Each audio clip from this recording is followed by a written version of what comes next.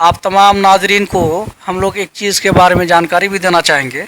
हमारे साथ अभी मौजूद हैं फजलत शेख मौलाना तनवीर ज़की अल-मदनी हाफिज़हुल्लाह, उनके मुआविन हजरात। एक चीज़ हम वाज़ेह और उजागर अंदाज में ये बात कहना चाहेंगे, आप लोगों के अंदर एक जागरूकता के तौर पर, समझाने के तौर पर ये बात हम कहना चाहेंगे कि अभी फितरा का वक्त है। ये फितरा जो रमज़ानुल मुबारक के आखिरी उसरे के आखिरी अय्याम में दिया जाता है और वाजिब भी है, देना ही चाहिए, देना पड़ेगा।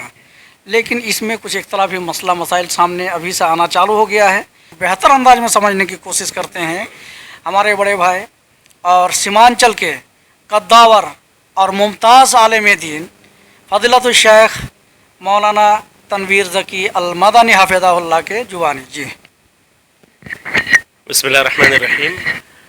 जो मसला तौसीफ़ भाई ने पूछा और जिसको वो हल करना चाहते हैं, इसमें मेरी ये गुजारिश है कि यकीनन उसमें तो कोई इख्तलाफ नहीं है कि निकाला जाए या नहीं निकाला जाए। इसमें किसी का इख्तलाफ नहीं है। इख्तलाफ सिर्फ दो चीज़ों में है सदक़तुल फ़ित्र में। एक तो ये है कि नक़द देना चाहिए कि नहीं, पैसा, सदक़तुल फ़ित्र पैसा दिया जा सकता है कि नहीं। और कहीं कहीं मेरे ख़्याल से एक मसला उसमें और भी उलझा हुआ है। कुछ उलमा ने ये भी कहा है कि धान भी दिया जा सकता है। तो ये दो मसले हैं और इन पर ये हल चाहते हैं।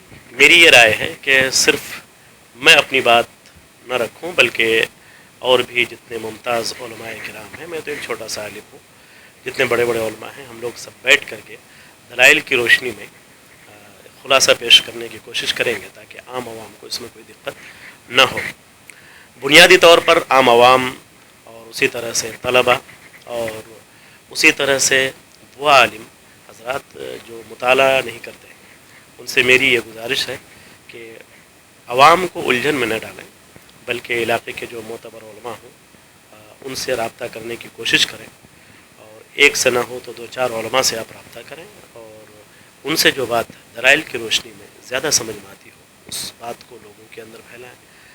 और ख़ास तौर पर जो आवाम है, उनको तो उलझने की बिल्कुल क़तन इजाज़त नहीं है। आप उलमा के अंडर रहें, उलमा जिस तरह की रहनुमाई करेंगे उस पर आप अमल करने की कोशिश करें।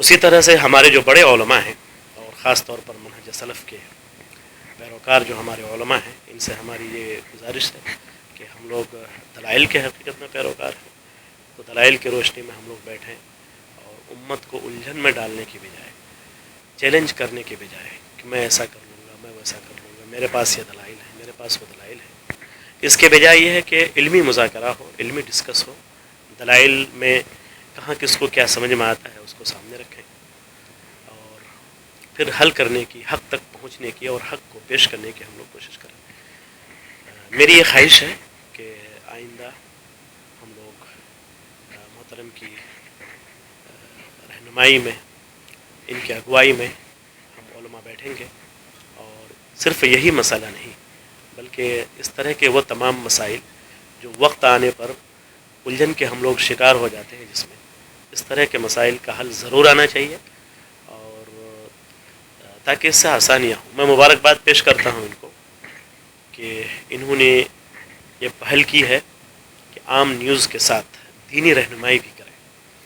देखिए, इस वक्त पूरी दुनिया सही इस्लाम की तलाश में है और सही मालूमात की तलाश में है, और उसके साथ साथ दूसरी तरफ पूरी दुनिया मादा परस्त है, पैसे के पीछे भाग रही है। ऐसे वक्त में कोई सहाफ़ी, कोई कलमकार, कोई यूट्यूबर, कोई चैनल वाला अगर इस्लाम की सही मालूमात हासिल करने की कोशिश करता है, तो मैं यकीन के साथ ये कह सकता हूँ कि ये भी एक दीन की दावत है, ये भी एक दीन का काम है। मैं दुआ करता हूँ कि अल्लाह तबारक व तआला इनके काम में बरकत अता फ़रमाए, इनको अखलास अता फ़रमाए, और इन्होंने जिस नीयत के साथ ये सिलसिला शुरू किया है कि सही आवाम तक सही मसला पहुँचे, उसका सही हल पहुँचे, मुझे उम्मीद है कि इस तरह से दीन की खिदमत भी होगी और इस्लाम का सही नज़रिया आवाम के सामने आएगा। अस्सलामु अलैकुम व रहमतुल्लाहि व बरकातहू।